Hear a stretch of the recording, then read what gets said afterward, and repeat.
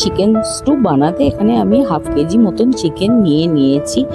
প্রথমে চিকেনগুলি ভালো করে ধুয়ে পরিষ্কার করে জল ঝরিয়ে একটা পাত্রে নিয়ে নিচ্ছি ম্যারিনেট করবার জন্য। এবারে ওর মধ্যে অ্যাড করছি পূর্বে বেটে রাখা সমপরিমাণে বেশ কিছুটা আদা রসুন বাটা, নুন এবং অল্প পরিমাণে মরিচের গুঁড়ো। ভালো করে একবার হাত দিয়ে মিশিয়ে নিয়ে ওর মধ্যে অ্যাড করছি অল্প পরিমাণে টক দই, বেশ কিছুটা পরিমাণে হলুদ গুঁড়ো এবং হামানদিস্তায় রাফলি ক্রাশ করা বেশ কিছুটা পরিমাণে ধনে গুঁড়ো, জিরে গুঁড়ো এবং অল্প পরিমাণে গরম মশলা গুঁড়ো।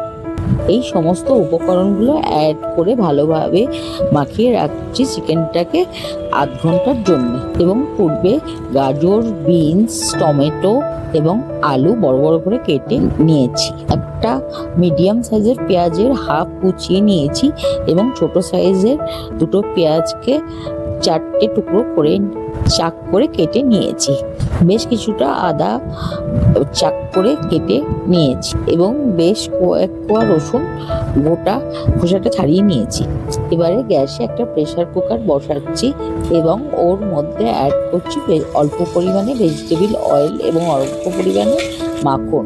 যখন উভয় গরম হয়ে গেল তখন ওর মধ্যে অ্যাড করছি একটা ছোট প্যাকেট গোটা গরম মশলার এবং বেশ কিছুক্ষণ ধরে নাড়ছি যতক্ষণ একটা সুন্দর গন্ধ ফোড়ন থেকে বেরিয়ে আসে।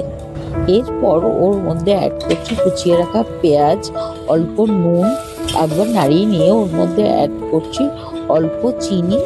চিনিটা যখন ক্যারামেলাইজ হয়ে গেল তখন ওর মধ্যে পূর্বে কেটে রাখা সমস্ত গাজরের টুকরো এবং আলুর টুকরোগুলো অ্যাড করে দিচ্ছি। মিনিট 2-3 নাড়ার পর ওর মধ্যে অ্যাড করে দিচ্ছি ম্যারিনেটেড চিকেন পিসেসগুলোকে মশলা সমেত।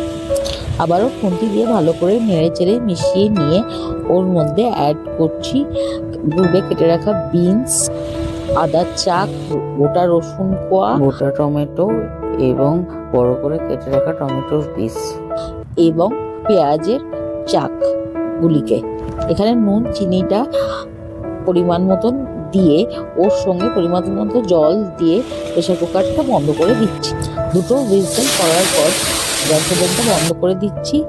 যখন প্রেসার কুকারটা পুরোপুরি নর্মাল এয়ারে ঠান্ডা হয়ে গেল তখন প্রেসার কুকারটা খুলে ওর মধ্যে অ্যাড করছি পূর্বে গুলে রাখা দুধ, মাখন, অল্প একটু গরম মশলার গুঁড়ো এবং বেশ কিছুটা গোটা ব্ল্যাক পেপার কর্নস। তৈরি হয়ে গেল আমাদের tasty, delicious and yummy chicken stew.